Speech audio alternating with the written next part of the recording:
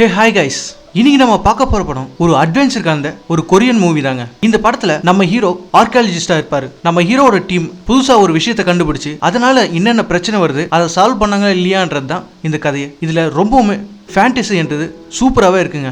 கண்டிப்பாக இந்த கதை உங்களுக்கு ரொம்பவுமே பிடிக்கும். சரி, ஓகே, ரொம்ப பேசாம நம்ம கதைக்குள்ள போயிடலாம் வாங்க. அதுக்கு முன்னாடி நம்ம சேனலுக்கு நீங்க இன்னும் சப்ஸ்கிரைப் பண்ணலன்னா மறக்காம சப்ஸ்கிரைப் பண்ணிடுங்க. அப்பதான் எங்களுக்கு இன்னும் நிறைய கதைகள் போறதுக்கு ஒரு மோட்டிவேஷனா இருக்கும். சரி வாங்க கதையை பார்த்தலாம். படத்தோட ஆரம்ப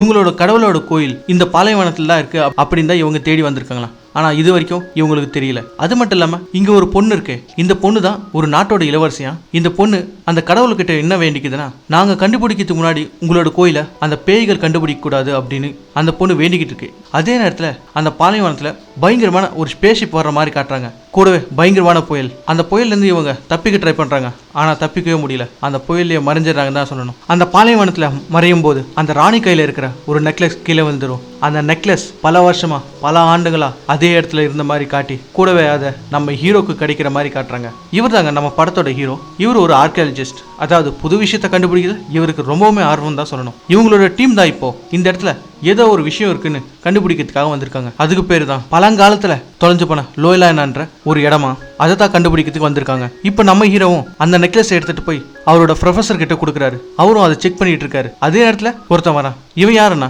இவன் அமெரிக்காவுக்கு சேர்ந்தவன். இவனும் இந்த இடத்துல ஆராய்ச்சிக்காக தான் வந்திருக்கான். அதாவது இதுல என்ன கிடைச்சாலும் பாதி இவங்க நாட்டுக்கும் போற மாதிரி இவங்க பேசியிருக்காங்க. அதனால தான் இவரு இந்த இடத்துல இருக்காரு. அது மட்டும் இல்லாம இவருக்கு ரொம்ப பேராசை. அதாவது கிடைக்கிற எல்லாத்தையுமே அவங்க நாட்டுக்கு எடுத்துட்டு போயிடணும்னு இவரும் நினைச்சிட்டு இருக்காரு. இது எல்லாமே நம்ம ஹீரோ டீமுக்கும் தெரியும். அடுத்து இப்பதான் என்ன விஷயம்ன்றதை சொல்ல ஆரம்பிக்கிறாங்க. அதாவது இந்த இடம் இப்போ சைனாவில் இருக்கா. அது மட்டும் இல்லாம சைனாவில் இப்போ போர் போயிட்டு இருக்கிறதால இது வரைக்கும் இந்த கோயில் யாருக்குமே தெரியாம இருந்தது. ஆனா இதுக்கு முன்னாடியே ஒரு டீம், அதாவது ஒரு ஆர்கியாலஜிஸ்ட் டீம் இந்த கோயிலை பனி பிரதேசத்துல இருந்து கண்டுபிடிச்சாங்களாம். அதுல இருக்கிற நிறைய பொருட்களை அங்கிருந்து எடுத்துட்டு போய் யூரோப்ல இருக்க எல்லாருக்குமே காட்டியிருக்காங்க இந்த மாதிரி இருக்குன்னு. ஆனா இந்த விஷயம் பல கெட்டவங்களுக்கும் தெரிஞ்சிருக்கு. ஆனா அவங்க இருப்பாங்களா, அடுத்த செகண்டே அந்த கோயிலை தேடி வந்திருக்காங்க. அது மட்டும் இல்லாம இன்னும் பயங்கரமா ஆசைப்படுற நேரத்துல ஏதோ ஒன்று நடந்திருக்கான். அங்க போனவங்க எல்லாருமே இறந்துட்டாங்கன்னு சொல்லப்படுது. ஏன்னா அப்பத்துல இருந்து தான் ஒரு கட்டுக்கதையை ஆரம்பிச்சிருக்கு. அதாவது இங்க ஒரு பேய்கள் ஆர்மி இருக்கு, அங்க போனா எல்லாரையுமே கொண்டுடும் அப்படின்னு. இந்த கதை தான் இப்போ வரைக்கும் ஓடிட்டு இருக்கு. அதை தான் நாங்க தேடிட்டு இருக்கோம் அப்படின்னு சொல்லிட்டு இருக்காங்க பேக்ரவுண்ட் வாய்ஸ்ல. அடுத்து அங்க கட் பண்ணி அடுத்த நாள் காட்டுறாங்க. அடுத்த நாள் நம்ம ஹீரோ டீம்லயே ப்ரொஃபசர் கீழே வேலை செய்யற இன்னொருத்தர் இருக்கான். அவன் எங்கிருந்தா ஒரு பொருளை எடுத்துன்னு வரா. அந்த பொருளை பார்த்த உடனே ப்ரொஃபசருக்கோ பயங்கரமான சந்தோஷம். அந்த பொருள் மூலியமா இன்னும் நமக்கு நிறைய இன்ஃபர்மேஷன் கிடைக்கும் அப்படின்னு. இப்போ இந்த பொருளை எடுத்துன்னு வந்தானே அவன் பேரு உய். இனிமே இவனை உயின்னு கூப்பிடலாம். ஏன்னா இவன் ரொம்பவுமே முக்கியமானவன் இந்த கதையில.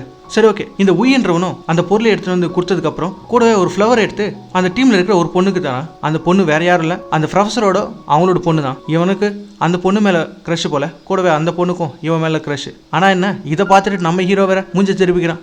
அப்பவே புரியுது நம்ம ஹீரோக்கும் அந்த பொண்ணு மேல கிரஷ் போல. சரி, ஓகே, எப்படி போதோ பார்த்தலாம். அடுத்து அந்த ப்ரொஃபஸரும் அந்த போர்டை ஃபிக்ஸ் பண்ணதுக்கு அப்புறம் அதுல இருக்கிற எல்லாத்தையும் படிக்கிறாரு. அதாவது பல வருஷத்துக்கு முன்னாடியே லோய்லான்ற ராஜ்யத்துக்கு தண்ணி எல்லாம் வறண்டு போய் மக்கள் எல்லாம் ரொம்பவுமே கஷ்டப்பட்டாங்க. அப்போ ராணி என்றவங்க கடவுளோட கோயிலை தேடி போனாங்க. கண்டிப்பா கடவுளால அவங்களுக்கு ஹெல்ப் பண்ண முடியும் அப்படின்னு. அது மட்டும் இல்லாம அங்க ஒரு பேய் கூட்டமும் இருக்கு. அதுக்கிட்ட தப்பிச்சு தான் அவங்க போயாகணும் அப்படின்னு தான் இவங்க போயிருக்காங்க. ஆனா அந்த பேய் கூட்டமும் அதே கடவுளோட கோயில தான் தேடி இருக்காங்க. அப்போ ராணியும் அந்த பேய் கூட்டத்துக்கு முன்னாடி இவங்க போய் கண்டுபிடிச்சு ஆகணும்னு அந்த பாலைவன சைடு போயிருக்காங்க. ஆனா என்ன பிரச்சனைனா, அங்க ஒரு பெரிய புயல் வந்து அந்த இடமே அழிஞ்சிருச்சு. கூடவே அவங்களும் அழிஞ்சிட்டாங்க. அது மட்டும் தான் இந்த போர்ட்ல இருக்கு அப்படின்னு அவர் சொல்றாரு அவங்க டீம் கிட்ட. அடுத்து அங்க கட் பண்ணி பல 100 வருஷத்துக்கு முன்னாடி காட்டுறாங்க. அதாவது என்ன நடந்தது அப்படின்னு. ஏன்னா இந்த கதையில பல 100 வருஷத்துக்கு முன்னாடி அது மட்டும் இல்லாம பிரசன்டோ ரெண்டும் லிங்க் ஆகுது. அந்த மாதிரி தான் இந்த கதையை எடுத்திருக்காங்க. சரி, ஓகே, பல 100 வருஷத்துக்கு முன்னாடி முதல்ல நாம பார்த்தோமே ஒரு புயல்ல ராணியும் கூட வந்தவங்களும் மாட்டிக்கிட்டாங்களே, அந்த இடத்துல இருந்தா காட்டுறாங்க. ஆனா அவங்க புயல்ல மாட்டிக்கல. அதுக்கு பதிலாக ஏதோ ஒரு குகையில வந்து விழுந்துறாங்க. அப்போ ராணி கூட வந்த தளபதிக்கும் பயங்கரமான அடிபட்டு இருக்கு. இனிமே அவரால் வர முடியாது அப்படின்னு சொல்றாரு. அதை பார்த்து ராணிக்கு ரொம்பவுமே கவலையா இருக்குன்னு தான் சொல்லணும். ஏன்னா அப்பா ஸ்தானத்திலிருந்து அவங்கள வளர்த்தவரை இவர் தான். அப்போ அந்த தளபதியும் சொல்றாரு, இனி என்னால வர முடியாது, நீதான் இனி பாத்துக்கணும். அது மட்டும் இல்லாம நான் என் தம்பிக்கு கடன் பட்டிருக்கேன், என்னால முடியாது, நீங்க இங்கிருந்து தப்பிச்சிடுங்க, நம்மளோட கிராமத்துக்கு போயிட்டு நீங்க என்னோட சார்பா ஒரு நாணயத்தை கொடுங்க. அப்போ நம்ம கிராமத்து மக்களே ரொம்பவுமே சந்தோஷப்படுவாங்க அப்படின்னு சொல்லிக்கிட்டு அவர் அப்படியே இருந்துறாரு. அதை பார்த்த உடனே ராணியோ பயங்கரமா கதறி அழுகுறாங்க தான் சொன்னோம், என்னை விட்டு போயிடாதீங்க அப்படின்னு. அடுத்து ராணியும் வேற வழி இல்லைன்னு அங்கிருந்து போக ஆரம்பிக்கிறாங்க. அவங்க போயிட்டே இருந்தா அவங்க எங்க இடத்துல இருக்காங்கன்னு பார்த்தா இவ்வளவு நேரம் இவங்க தேடிட்டு இருந்த கோயிலே இதுதான். இதை பார்த்த உடனே அவங்களே ஷாக் ஆகுறாங்க. நம்ம தேடின இடமே இதுதான், இங்கிருந்து நாம கடவுளை கூப்பிட்டா நம்ம பிரச்சனை எல்லாம் சால்வ் ஆயிடும் அப்படின்னு இவங்களும் நேரா அந்த கோயில் மாதிரி இருக்கிற இடத்துக்கு உள்ள வந்துகிட்டே இருக்கும்போது அவங்களோட கஷ்டத்தை எல்லாம் சொல்லிட்டு இருக்காங்க. என்னோட கிராமம் ஃபுல்லாவே வறண்டு போயிருக்கு, நதிகள்ல தண்ணியே இல்ல, என்னோட கிராம மக்கள் ரொம்பவுமே கஷ்டப்படுறாங்க, கூடவே பேய்களோட கூட்டமும் எங்களை தேடிட்டு இருக்கு, நீங்க தான் எங்களுக்கு உதவி பண்ணணும் அப்படின்னு சொல்லிக்கிட்டே வந்துட்டு இருக்காங்க. அதே நேரத்துல ஏதோ ஒரு அதிர்வு வரத்துக்குள்ள அப்போ திடீர்னு எதிர் இருக்கிற எல்லா விளக்கங்களும் அதுவா எரிய ஆரம்பிக்குது.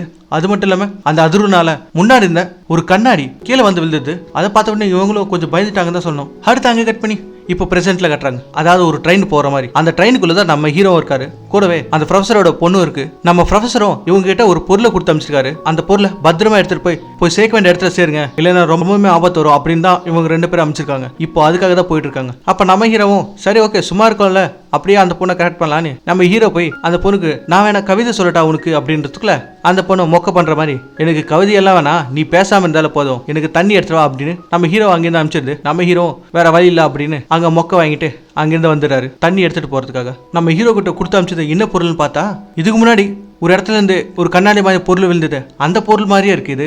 இதைத்தான் இவங்க பத்திரமா எடுத்துன்னு போகணுமா, அதைத்தான் இந்த ப்ரொஃபசர் சொல்லிட்டு இருக்காரு. இந்த மிரர் பேரு லோட்டஸ் மிரரா, இது ரொம்பவே புனிதமானது, இது நமக்கு ரொம்பவே முக்கியம் அப்படின்னு இவரும் சொல்லிட்டு இருக்காரு. நம்ம ஹீரோ அதை பத்தியே யோசிச்சுக்கிட்டு இருக்கிறப்போ தெரியாதனமா தண்ணி அதிகமா ஊற்றிட்டாரு. அதை பார்த்துட்டு டிடிஆரோ பயங்கரமா கத்துறாரு, பார்த்து போடா தண்ணி எல்லாம் இங்க கிடைக்கிறது கஷ்டம் அப்படின்னு. நம்ம ஹீரோ சரி ஓகேன்னு அந்த தண்ணியை எடுத்துட்டு போயிட்டு இருந்தா, அப்போ அந்த ட்ரெயினுக்குள்ளேயே வித்தியாசமா 2 பேரை காட்டுறாங்க. அவங்களும் நம்ம ஹீரோ சைடை பார்த்துட்டு ஒரு வித்தியாசமான சிரிப்போட பாக்குறாங்கன்னு தான் சொல்லணும். அடுத்து அங்க கட் பண்ணி அந்த ட்ரெயினை ஒருத்தர் பார்த்துட்டு இருக்கான். யாருன்னு பார்த்தா அந்த அமெரிக்கக்காரன் தான், அதாவது அந்த வெள்ளைக்காரன் தான். இனிமே நம்ம வெள்ளைக்காரனை வச்சுக்கலாம். இவனும் பயங்கரமா யோசிச்சுட்டு இருக்கான். அதுதான் நம்ம ஹீரோ கிட்ட இருக்கிற அந்த பொருளையும் எப்படியாவது திருடணும்னு இவர் பாக்குறாரு. அதனால கூட இருக்கிற 2 பேர்கிட்ட சொல்றாரு, அதை போய் திருடிட்டு வாங்கடா அப்படின்னு. ஆனா என்ன கொடுமைன்னா, இவர் பேசுறது இங்கிலீஷ், அவங்க கொரியன்னு சுத்தமா புரியல. ஆனா எப்படியோ ஒன்று சைக்கிள பேசி அவங்களுக்கு புரிய வைக்கிறாரு, அதுவும் படாத பாடுபட்டு. அடுத்து அங்கே கட் பண்ணி திரும்ப ட்ரெயின்ல கட்டுறாங்க. ட்ரெயின்ல பார்த்தா இதுக்கு முன்னாடி நம்ம ஹீரோவை வித்தியாசமா பார்த்தாங்களே அவங்க தான் இருக்காங்க. ஒருத்தன் நம்ம ஹீரோ கிட்ட இருக்கிற சூட்கேஸை போடங்க பார்க்குறான். அதை பார்த்துட்டு மற்றவங்க எல்லாம் வந்து என்னன்னு கேட்கறதுக்குள்ள இன்னொருத்தன் கன்னை கட்டி எல்லாரும் மிரட்டிடுறான். அந்த டிடிஆர் வேற பயங்கரமா பயந்துடுறான், என்னடா இது கொடுமையா இருக்கு அப்படின்னு. இந்த கன்று வச்சிருக்கவன் ஒரே வாரம் சொல்றான், யாரு முன்னாடி வந்து எங்க கிட்ட சண்டை போடுறாங்களோ அவங்கள நான் முதல் புல்லெட் விடுறேன், யாரு வருவாங்க அப்படின்றதுக்குள்ள யாருமே வரல. சரி ஓகே நல்ல பசங்க அப்படியே இருங்க அப்படின்றதுக்குள்ள உள்ள பார்த்தா நம்ம ஹீரோ விடல அந்த சூட்கேஸை. அதை பார்த்துட்டு டேய் சீக்கிரம் விட சொல்றான், இவன் விடுற மாதிரி தெரியல, இதோ பாரு அப்படின்னு அந்த ப்ரொஃபஸரோட பொண்ணு மேல கன்னை வச்சிடறாரு. அதை பார்த்துட்டு நம்ம ஹீரோவும் என்ன பண்றது ஒன்றும் புரியாம தள்ளி விட்டு அங்கிருந்து எஸ்கேப் ஆக ட்ரை பண்றாரு. ஆனா அதுக்குள்ள அவங்க எட்டி வச்சுறாங்க. பார்த்தா நம்ம ஹீரோ வேற ஒரு கம்பார்ட் சைடு வந்து விழுந்துறாரு. அப்போ இவங்க 2 பேர் வேற கையில கன்னு வச்சுக்கிட்டு ரொம்ப தெனாவட்டா பேசிட்டு இருக்காங்க. அப்போ அந்த கம்பார்ட்மெண்ட்ல இருக்கிற எல்லாரையும் பார்த்துட்டு, என்னடா கொஞ்சம் கூட போயிட மாட்டேன்றீங்க, போட்டுன்னா ஒரு போடு அப்படின்றதுக்குள்ள மொத்த பேர் கன்னை கட்டுறாங்க. அடுத்த செகண்டா தெரியுது இவங்க எல்லாரும் மிலிட்டரி போலீஸா. அதை பார்த்துட்டு இவங்க என்ன பேசுறது, நீ ஆஃப் ஆயிட்டாங்க தான் சொல்லணும். அடுத்து என்ன நடக்கும், அவங்க 2 பேரையும் அந்த ட்ரெயின்ல இருந்து தள்ளி விட்டுறாங்க. அடுத்து நம்ம ஹீரோ அவங்க எல்லாருக்கும் நன்றின்னு சொல்றாரு. அதே நேரத்தில் அந்த சூட்கேஸ்ல பார்த்தா அந்த கண்ணாடி உடஞ்சு போச்சு.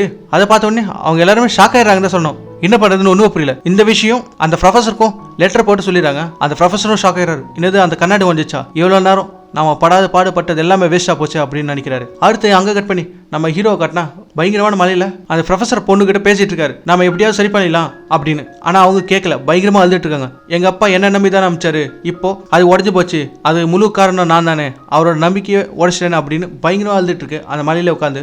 நம்ம ஹீரோவும் எவ்வளவோ சமாதானப்படுத்தணும்னு ட்ரை பண்ணாலும் முடியல. சரி நீ வேலைக்காவது இந்த கண்ணாடியை சரி பண்ணுறதுக்கு ஏதாவது ஒரு வழி இருக்கும் அப்படின்னு அந்த கண்ணாடி பாக்ஸை தூக்கிட்டு அவர் வீட்டுக்கு வந்துடுறாரு. அடுத்து நம்ம ஹீரோ வீட்டுக்கு வந்ததுக்கப்புறம் எல்லா நோட்ஸும் எடுத்து பார்க்குறாரு, கூட எல்லா புக்கையும் சரி பண்ணுறாரு. ஒரு இடத்துல கூட அந்த கண்ணாடியை சரி பண்ணுறதுக்கு வழியே கிடைக்கலன்னு தான் சொல்லணும். அடுத்து விடிஞ்சு போச்சு. அங்கே கட் பண்ணி 800 வருஷத்துக்கு முன்னாடி கட்டுறாங்க. அதாவது அந்த கண்ணாடி உடஞ்சதால ராணியும் பயங்கரமா அழுதுட்டு இருக்கு. இனிமே கடவுளே நான் எப்படி உங்களை பார்க்க போறேன், எப்படி என் நாட்டை சரி செய்ய போறேன் அப்படின்னு பயங்கரமா அழுதுட்டு இருக்கு. அடுத்த செகண்ட் என்ன நடக்குன்னு தெரியல, அந்த கண்ணாடியில ஏதோ ஒரு வித்தியாசமா மின்ன ஆரம்பிக்குது. அது மட்டும் இல்லாம இங்க பிரசன்ட்ல கூட நம்ம ஹீரோ கிட்ட இருக்கிற கண்ணாடியும் மின்ன ஆரம்பிக்குது. ஆனா நம்ம ஹீரோ அதெல்லாம் கண்டுக்காம பயங்கரம் தூக்கிட்டு இருக்கான்னு தான் சொல்லணும். இந்த சைடு இந்த ராணியும் அதை பார்த்துட்டு பிரசன்ட் இருக்க நம்ம ஹீரோவை அந்த கண்ணாடி தூக்கி போடுது. நம்ம ஹீரோவை ஏஞ்சி பார்த்துட்டு, என்னடா அது, யாரா என்ன தள்ளி விட்டுதுன்னு சுத்தி பாக்குறாரு. யாருமே இல்ல. அதே நேரத்தில் ஏதோ ஒரு வாய்ஸ் கேக்குது, அதுவும் ஒரு பொண்ணோட வாய்ஸ். அதை கேட்டுட்டு ரொம்பவுமே பயந்துட்டாரு, ஏதாவது பேய் வந்துச்சா அப்படின்னு. இந்த சைடு அந்த ராணி வேற பேசிட்டு இருக்கு. அந்த ராணி பேசுறப்போ கூடவே யாரோ பேசுற மாதிரி சவுண்ட். யாருன்னு பார்த்தா அது நம்ம ஹீரோ.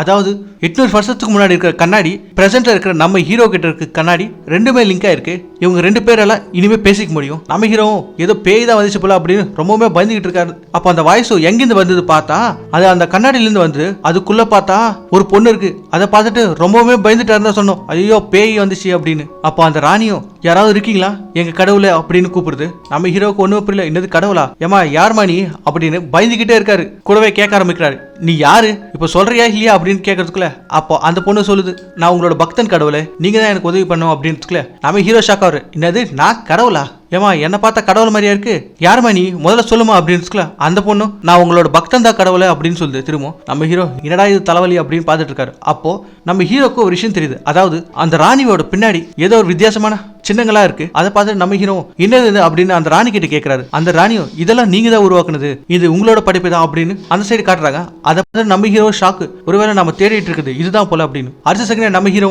பக்கத்துல இருந்த புக்ஸ் எல்லாத்தையும் எடுத்து பாக்குறாரு. அதை பார்த்துட்டு நம்ம ஹீரோவே ஷாக் ஆகுறாரு, இதெல்லாம் உண்மைதான் போல அப்படின்னு. அப்ப நம்ம ஹீரோ இன்னும் சர்ச் பண்ணி பாக்குறாரு, என்னதான் இந்த லோட்டஸ் ஃபிளவரா இருக்கு அப்படின்னு. அப்பதான் தெரியுது இது சொர்க்கத்துக்கு இணைக்கிற ஒரு பொருள்னு. அதை பார்த்துட்டு நம்ம ஹீரோ இது சொர்க்கத்துக்கு இணைக்கிற பொருட்களா, அதாவது இப்போ அப்போ அந்த பொண்ணு சைட்ல இருந்து நம்மள கடவுள்னு கூப்பிடுது, நாம இந்த சைட்ல இருந்து பார்த்தா அந்த பொண்ணு தான் கடவுள்லாம் கூப்பிடணும். அப்படி பார்த்தா இந்த லோட்டஸ் காலத்தையே கடந்து நம்ம கிட்ட பேச வைக்குதுன்னு நினைக்கிறேன் அப்படின்னு ஷாக்காரு. கூடவே ஆம்ஸ்டைங்கோட திரியும் கரெக்ட் தான் அப்படி நம்ம ஹீரோ யோசிச்சுக்கிட்டு இருந்தா திடீர்னு அந்த கண்ணாடியில இருந்து அந்த பொண்ணோட அடையாளமா இருக்கிற ஒரு தங்கத்தை காட்டுது. அதை பார்த்த உடனே நம்ம ஹீரோ பயந்துட்டா இருந்தா சொன்னோம், என்ன இந்த பொண்ணு அதுக்குள்ள இருந்து வந்துரும் போல வெளியே அப்படின்னு இவரு ரொம்ப பயந்துட்டாரு. அடுத்து நம்ம ஹீரோ என்ன பண்ணலாம்னு யோசிச்சுக்கிட்டே இருக்கும்போது அந்த சைடு பார்த்தா அந்த ராணி பொண்ணு வேற ரொம்பவே பலவீனமா இருக்கு, கூடவே பயங்கரமா இருக்கு. அப்ப நம்ம ஹீரோவும் கேட்கிறாரு, என்னாச்சு உங்களுக்கு அப்படின்னு.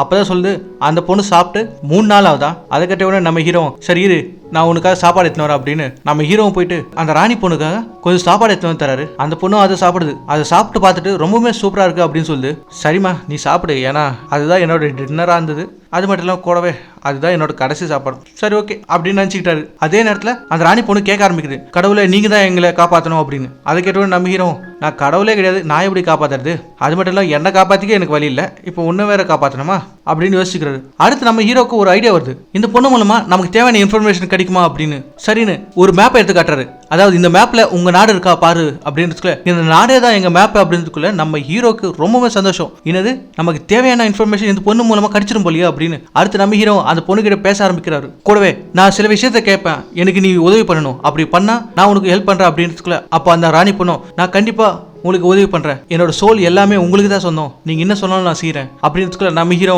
என்னது சோலா, அதெல்லாம் எதுவும் தேவையில்ல, நீ எனக்கு ஹெல்ப் பண்ணு, என்னால் முடிஞ்ச வரைக்கும் நான் உனக்கு ஹெல்ப் பண்றேன் அப்படின்னு நம்ம ஹீரோ ஒத்துக்கிறாரு. அதுக்கு அந்த ராணி பொண்ணும் சரின்னு சம்மதிக்குது. அடுத்து நம்ம ஹீரோ அந்த பொண்ணுகிட்ட இருந்து எல்லா டீட்டெயிலும் தெரிஞ்சுக்கிட்டு நம்ம ப்ரொஃபஸருக்கு ஒரு லெட்டர் போட்டு அனுப்பிச்சிடாரு. அந்த லெட்டர் படிச்சு அடுத்த செகண்ட் நம்ம ப்ரொஃபஸரே ஷாக், என்னடா இவ்வளோ விஷயம் உனக்கு தெரிஞ்சிருக்கா அப்படின்னு அவரும் ஆச்சரியப்படுறாரு. அடுத்து அந்த வாரன்றவனும் நம்ம ஹீரோ கொடுத்த இன்ஃபர்மேஷன் மூலமா ஒரு விஷயத்தை தேடுறதுக்காக ஆளுங்களை அமைச்சிருக்கான். ஒரு இடத்துல போய் வெயிட் பண்ணிட்டு இருக்கான் அவங்க ஆளுக்காக.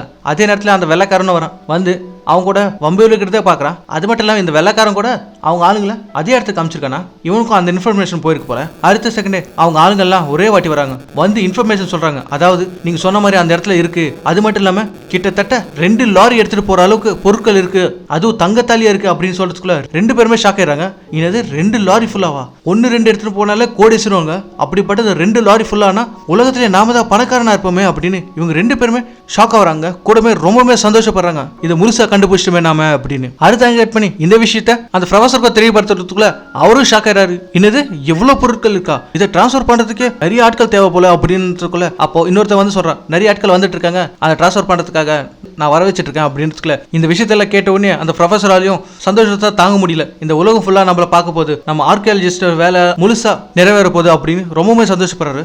அது மட்டும் இல்லாம நம்ம ஹீரோட பேர் வேற ரொம்ப பயங்கரமா வைரலா வந்தா சொல்லணும். ஏன்னா இந்த விஷயத்தை கண்டுபிடிச்சதே நம்ம ஹீரோ தானே, நம்ம ஹீரோ சொன்ன இன்ஃபர்மேஷன் மூலமா தானே எல்லாமே கண்டுபிடிச்சாங்க. அதனால அவரை பத்தி தான் எல்லாருமே பேசிட்டு இருக்காங்க. அடுத்து அவார்ட் தர ஃபங்க்ஷன்லயும் நம்ம ஹீரோவை கூப்பிட்டு தான் கிரேட்டஸ்ட் ஆர்கியாலஜிஸ்ட் அப்படின்னு அவார்டும் கொடுக்குறாங்க. அதை பார்த்த உடனே நம்ம ஹீரோக்கு ரொம்பவே சந்தோஷம், நம்ம வாழ்க்கையிலே இப்போ ஜெயிச்சிட்டோம் அப்படின்னு. அடுத்து நம்ம ஹீரோ ஸ்பீச் தராரு, அதுவும் ஆர்கியாலஜிஸ்ட் பத்தி ரொம்பவே பெருமையா சொல்லிட்டு இருக்காரு. நம்மளோட நாகரிகத்தை தெரிஞ்சுக்கணும்னா, கூடவே நம்மளோட முன்னோர்கள் செஞ்ச அற்புதமான விஷயத்தை பத்தி தெரிஞ்சுக்கணும்னா கண்டிப்பா அந்த ஆர்கியாலஜிஸ்ட் மூலமா தான் வெளிவரும். அதனால நான் இந்த ஜாபை பெருமையா எடுத்துக்கிறேன் அப்படின்னு அந்த ஜாபை பத்தி பெருமையா சொல்றாரு. இந்த விஷயத்துல அவன் பார்த்துட்டு இருந்த அந்த வெள்ளைக்காரனுக்கும் டவுட் வந்துச்சு, எப்படி இவனால இன்ஃபர்மேஷன் கலெக்ட் பண்ண முடியுது அப்படின்னு. அது மட்டும் இல்லாம அந்த ப்ரொஃபஸரோட சரி ஓகே பாஸ் நாங்க பாத்துக்கிறோம் அப்படின்றான். அடுத்து அங்க கட் பண்ணி நம்ம ஹீரோ இப்பதான் வீட்டுக்கே வராரு. அதுவும் ரொம்ப சந்தோஷமா அவார்ட் வாங்கினதால அந்த ராணி பொண்ணுகிட்டயும் ரொம்பவே சந்தோஷமா சொல்லிட்டு இருக்காரு. நான் வாழ்க்கையில ஜெயிப்பேனோ இல்லையே தெரியாது, ஆனா இதை சாதிச்ச உடனே நான் முழுசா ஜெயிச்ச மாதிரி எனக்கு தோணுது அப்படின்னு ரொம்ப சந்தோஷமா சொல்லிட்டு இருக்காரு. அப்போ அந்த ராணி பொண்ணை பார்த்தா ரொம்ப சோகமா இருக்கு. ஏன் நீ சோகமா இருக்க அப்படின்றதுக்குள்ள எனக்குன்னு யாருமே இல்ல, இப்ப நான் ஒரு அனாதையா இருக்கேன், எனக்கு உதவி செய்யறதுக்கு நீங்க மட்டும் தான் இருக்கீங்க, நான் என்ன பண்றது ஒண்ணுமே புரியல அப்படின்னு சோகமா பேசிட்டு இருக்கு அந்த ராணி பொண்ணு. அடுத்து நம்ம ஹீரோ யோசிச்சு பார்த்துட்டு சரி ஓகே உனக்கு நான் ஹெல்ப் பண்றேன்னு சொல்லல, இதுக்கு முன்னாடி உங்க இடத்துல போர் நடந்தது நான் கேள்விப்பட்டேன், அது உண்மையா அப்படின்னு கேட்கறதுக்குள்ள அப்ப ராணி பொண்ணு சொல்லுது ஆமா அது உண்மைதான், இதுக்கு முன்னாடி இருந்த என் ராஜாவோட தம்பி அவருக்கு பேராசை அதிகம், அதனால ஒரு நாட்டு இல்ல உலகத்தையும் ஆளணும்னு ரொம்பவே பேராசைப்பட்டாரு, அதனால அவருக்கு ராஜ்யத்தை தரல. ஆனா அவர் என்ன பண்ணாருன்னா மேற்கு சைடு ராஜ்யத்தை தேடி போய் அங்க இருக்கிற ஆட்களோட சேர்ந்து பல நாடுகளை சூறையாட ஆரம்பிச்சாங்க. ஆனா அந்த படையோட பேரை எல்லாருமே பேய்கள் ஆர்மின்னு தான் சொல்லுவாங்க, ஏன்னா அவங்க கருணைன்றதை காட்ட மாட்டாங்க. அவங்க கூட தான் எங்க ஆளுங்கெல்லாம் ஃபைட் பண்ணாங்க, ஆனா எங்க நாடே தோத்துருச்சுன்னு தான் சொல்லணும்.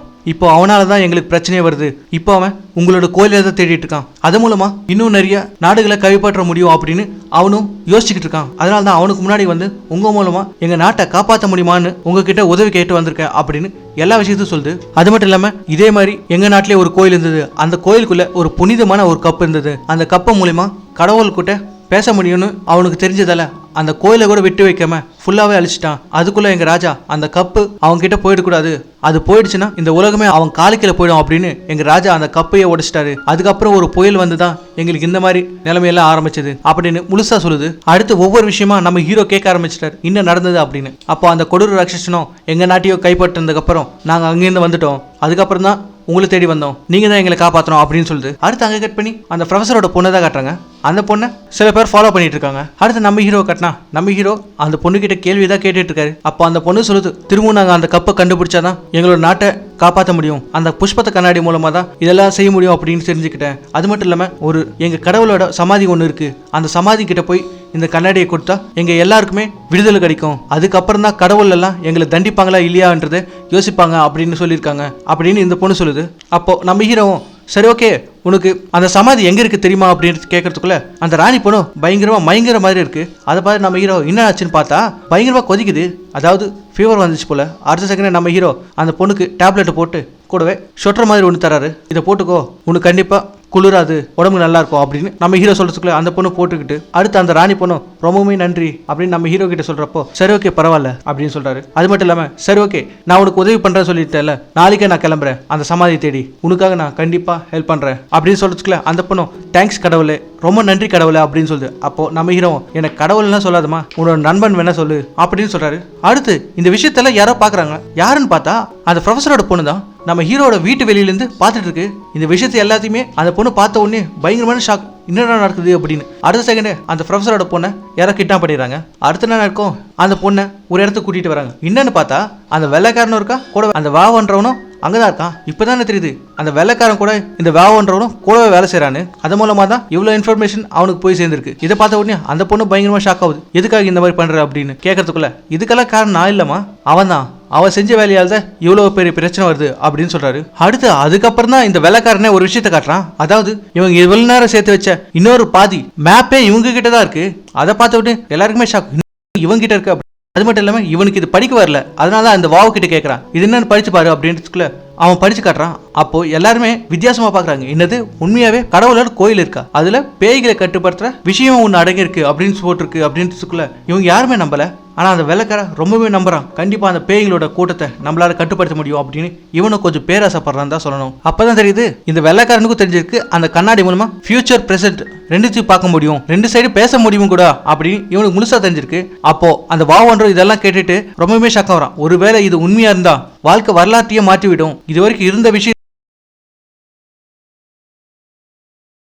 எனக்கு அதெல்லாம் தேவையில்ல, எனக்கு அந்த பேய்களோட கட்டுப்பாடு என் கையில வரணும், அதுதான் எனக்கு தேவை அப்படின்னு இவனும் அவனுக்கு இருக்கிற ஆசையை சொல்றான். அதுக்கப்புறம் ரெண்டு பேருமே பேசிக்கிட்டு ஒன்னாவறாங்க, உனக்கு தேவையான நீ எடுத்துக்கோ, எனக்கு தேவையான நான் எடுத்துக்கிறேன், இப்போ பாரு எனக்கு பயங்கரமான ரெண்டு அசோசியேஷன் இருக்காங்க, ஆளுங்களை காட்டுறேன் அப்படின்னு ரெண்டு பேரை காட்டுறாரு. யாருன்னு பார்த்தா நம்ம ஹீரோவை அந்த ட்ரெயினுக்குள்ள சூட்கேஸ் போடுறத பார்த்தாங்களே அந்த ரெண்டு பேர் தான். அவளை பார்த்த உடனே இவங்க ஷாக் ஆகுறாங்க, ஏடா உங்களை யாரா வர சொன்னது, நீங்க தான் ட்ரெயின்ல சொதப்பிட்டீங்களா, இப்போ எதுக்கு வந்தீங்க அப்படின்னு பயங்கரமா காத்துறாரு. அப்போ கூடவே அந்த அடி ஆளுங்களும் சொல்றாங்க, தலைவரே இவன் போங்கன்னு சொன்னாலும் போக மாட்டாங்க, இவங்களை தவிர வேற யாரும் கிடைக்கல, நீங்க இவங்களே வச்சுங்க அப்படின்றதுக்குள்ள அந்த வெள்ளைக்காரனுக்கும் வேற வழி இல்ல, சரி ஓகே இருந்து இங்கேயே தொலைங்கடா அப்படின்னு அவரும் ஒத்துக்கிறாரு. அடுத்து அங்க கட் பண்ணி நம்ம ஹீரோ காட்டினா நம்ம ஹீரோ அந்த கண்ணாடியை கையிலே வச்சுட்டு இருக்காரு. அடுத்து அந்த ராணி பொண்ணு காட்டினா அந்த பொண்ணு அங்க தூங்கிட்டு இருக்கு. ஏன்னா நம்ம ஹீரோ கொடுத்த டேப்லெட் ரொம்பவே பவர்ஃபுல் போல, நல்லா தூங்கிட்டு இருக்கு. நம்ம ஹீரோவும் சரி ஓகே நீ தூங்கிட்டு இருக்கு போல, நல்லா தூங்கு அப்படின்றதுக்குள்ள அந்த ராணி பொண்ணு திடீர்னு முழிச்சுக்குது. அப்ப 2 பேரும் பேசிக்கிட்டு இருக்காங்க. அப்ப நம்ம ஹீரோவும் கேட்க ஆரம்பிக்கிறான் அந்த பொண்ணு கிட்ட, ஆமா நீ யாரு, உன்னை பத்தி என்கிட்ட சொல்லவே இல்லை, நான் வேற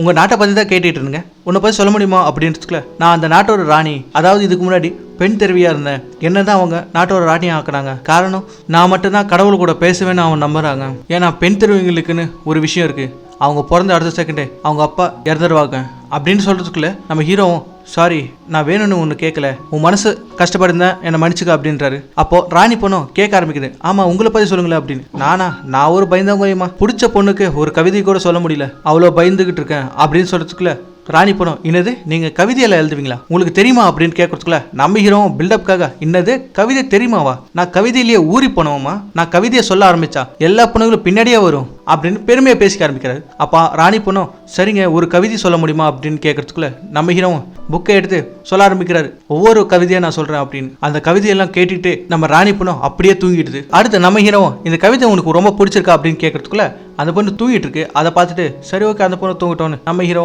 அடுத்து தூங்க ஆரம்பிச்சிடாரு. அடுத்து நம்ம ஹீரோ தூங்கிட்டு இருந்தா ஒரு கனவு வருது. அந்த கனவுல ப்ரொஃபஸரோட பொண்ணை ஹக் பண்ற மாதிரி, அதாவது இவரோட கிரஷை, அடுத்த செகண்ட் பார்த்தா அந்த ராணி பொண்ணு தான் இருக்கு.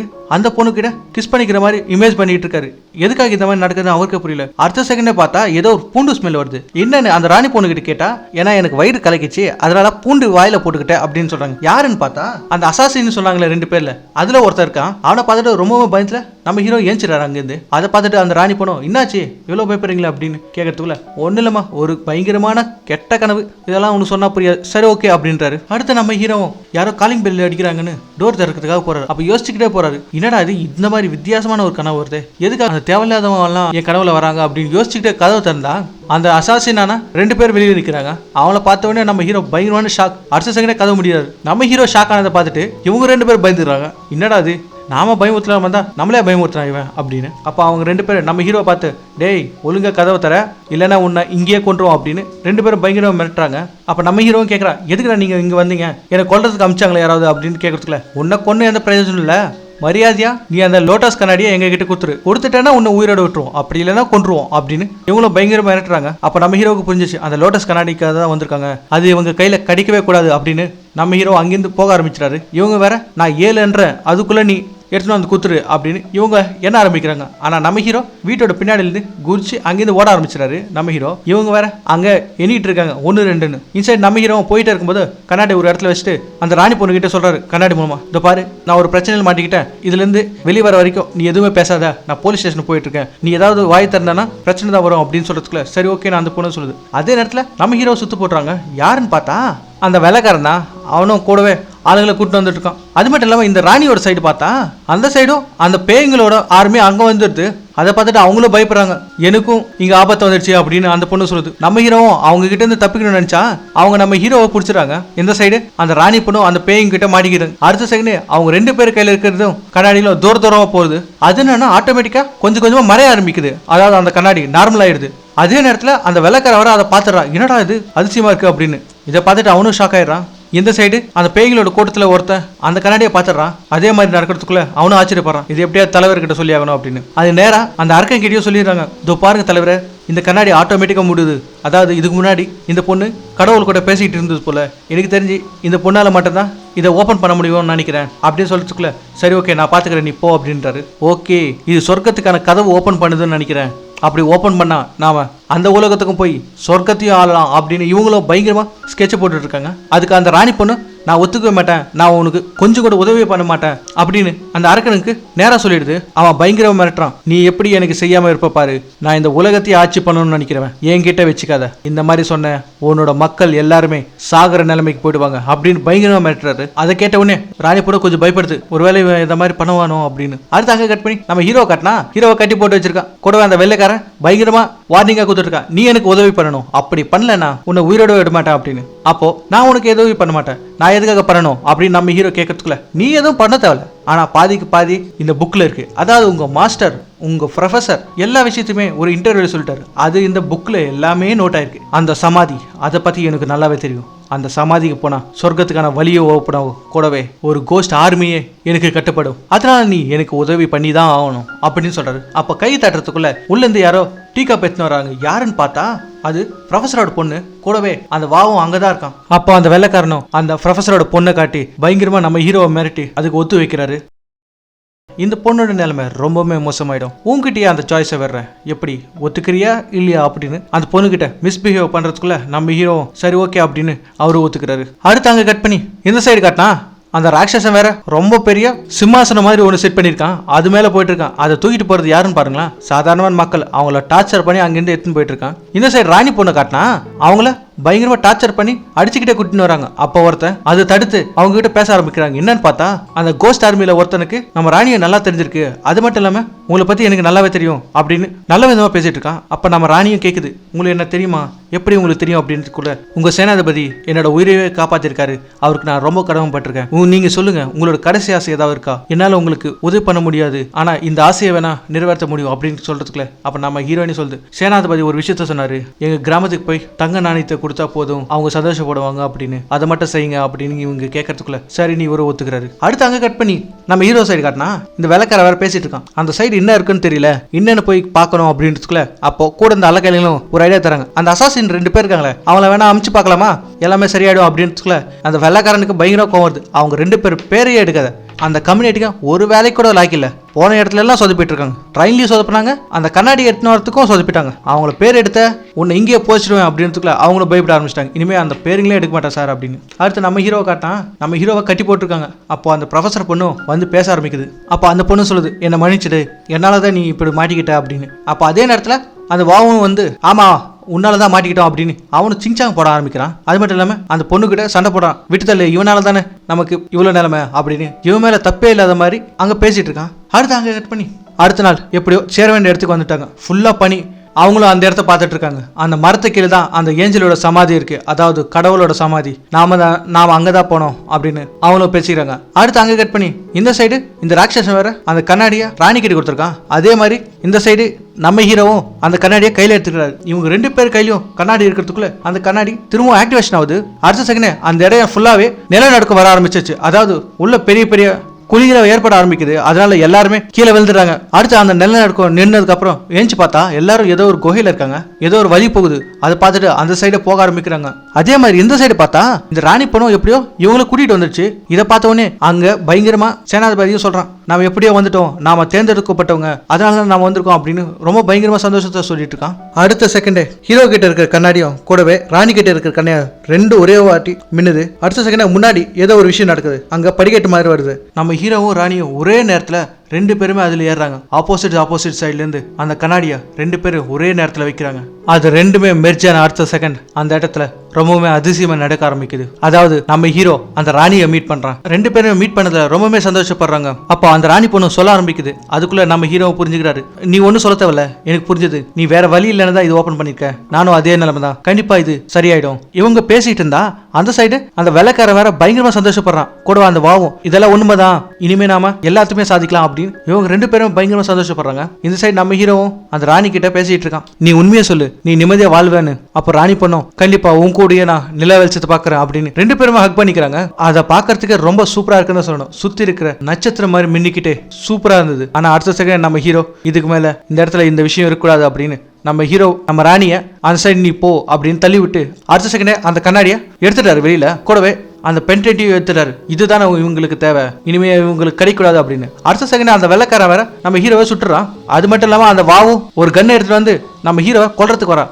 இனி நீ இங்க இருந்து எந்த பிரயோஜனம் இல்ல, இனிமே சேர்த்து தொலை அப்படின்றதுக்குள்ள பின்னாடியே அந்த ப்ரொஃபஸரோட பொண்ணு வந்து கன் எடுத்துட்டு வந்து அந்த வாவை சுட்டு கொண்டுடுது. அடுத்து அங்க கட் பண்ணி இந்த சைடு காட்டினா அந்த ராட்சசன் வேற அந்த பொண்ணை கூட்டிட்டு போங்க அப்படின்னு சொல்லிட்டு இந்த பிரசன்ட்டுக்கு வர ஆரம்பிச்சிடறான். அவங்க ஆட்களை கூட்டிட்டு அந்த சைடு ராணியை கொல்றதுக்கு ஆர்மி சோல்ஜர் ஒருத்தன் ட்ரை பண்றப்போ இன்னொரு ஆர்மி சோல்ஜர் வந்து தடுக்கிறான். அதுதான் நம்ம ஹீரோயினுக்கு கடமைப்பட்டிருக்கேன்னு சொல்றானே அவன் தான். அடுத்த செகண்டே நம்ம ராணியை காப்பாத்துறாங்க தான் சொல்லணும். அடுத்து அங்க கட் பண்ணி இந்த சைடு காட்டினா இங்க வெள்ளைக்கார வேற பயங்கரமா சந்தோஷப்படுறான். அது எதுக்குன்னா அந்த சைட்ல இருந்து வர இந்த கோஸ்ட் ஆர்மியை பார்த்துட்டு இனிமே அவங்க எனக்கு தான் கட்டுப்பட போறாங்க, நான் இந்த உலகத்தை ஆள போறேன்னு இவனை வித்தியாசமா பயங்கரமா சந்தோஷப்பட்டு இருக்கான். ஆனா அவனுக்கு தெரியாதுல அவங்களை கட்டுப்படுத்த முடியாதுன்னு.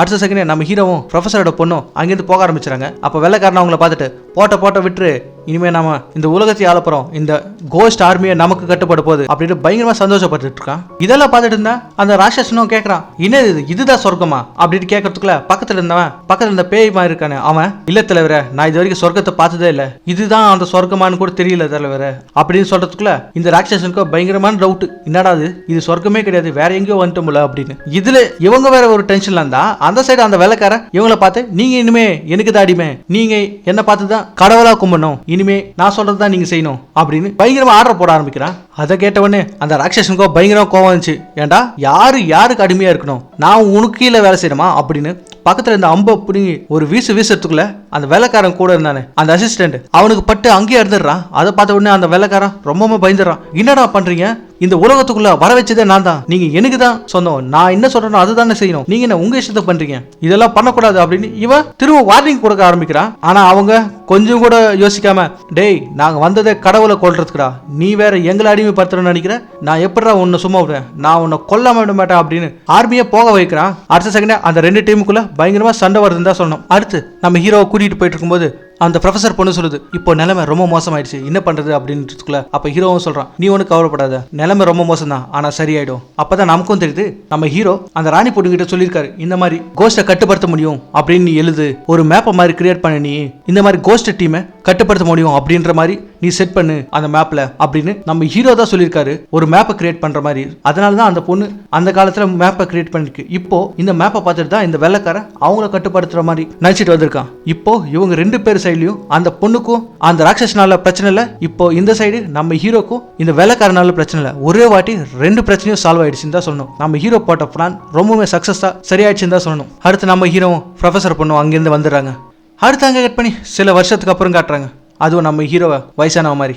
சில பேர் நம்ம ஹீரோவை இன்டர்வியூ எடுத்துட்டு இருக்காங்க. நீங்க தானே ஃபேமஸான ஆர்கியாலஜிஸ்ட், இந்த இடத்த கண்டுபிடிக்கிறதுக்கே நீங்க ரொம்பவுமே கஷ்டப்பட்டிருக்கீங்கன்னு தான் சொல்லணும். ஆனா ஒரு சின்ன டவுட் என்னன்னா, இவ்வளவு வயசானதுக்கு அப்புறமும் நீங்க எதுக்காக இந்த இடத்துக்கு வந்திருக்கீங்க, ஏன் இந்த இடத்துல வேற ஏதாவது ஒளிஞ்சிருக்கா அப்படின்னு கேக்குறாங்க. கூட இன்னொரு பொண்ணு, சரிங்க உங்களால எழுத்துக்கள் எல்லாத்தையுமே புரிஞ்சுக்க முடியும்ல, பக்கத்துல சிலது முக்கியமானது கிடைச்சிருக்குன்னு சொல்றாங்க, அது என்னன்னு படிச்சு உங்களால சொல்ல முடியுமா அப்படின்னு கேட்கறதுக்குள்ள சரின்னு அவரும் அந்த பிளேட்டை எடுத்து பாக்குறாரு. அதுல பார்த்தா பயங்கரமான ஷாக் அவருக்கு. என்னன்னா அந்த ராணி பொண்ணு எழுதிருக்கிறது, அதுவும் நம்ம ஹீரோ அந்த பொண்ணு தூங்கிட்டு இருக்கும்போது ஒரு கவிதை சொன்னாரு, அந்த கவிதை தான் அது. அதை பார்த்த உடனே நம்ம ஹீரோவும் ஷாக் ஆயிடுறாரு. அப்போ இன்டர்வியூ ஆளுகிட்டயும் சொல்றாங்க, இது ஒரு கவிதை, ஒரு பையன் ஒரு பொண்ணுக்கான எழுதின கவிதை, இது ஒரு பொண்ணு தான் எழுதிருக்கு. அப்போ நம்ம ஹீரோவும் அந்த தட்டை பார்த்துக்கிட்டு அவர் மனசுல இருக்கிற விஷயத்த சொல்லிட்டு இருக்காரு அந்த கவிதையை பத்தி. இதோட இந்த கதையும் முடிக்கிறாங்க. ஸோ காய்ஸ், இந்த கதையோட ரிவ்யூ உங்களுக்கு பிடிச்சிருக்குன்னு நான் நம்புறேன். சரி, ஓகே, இன்னொரு இன்ட்ரெஸ்டிங்கான கதையில உங்களுக்கு கண்டிப்பா வந்து மீட் பண்ணுவேன். நம்ம சேனலை இன்னும் சப்ஸ்கிரைப் பண்ணலன்னா நீங்க கண்டிப்பா மறக்காம சப்ஸ்கிரைப் பண்ணிடுங்க. திரும்ப இன்னொரு கதையில சந்திப்போம். அது வரைக்கும் உங்களோட மணி. பாய் பாய்.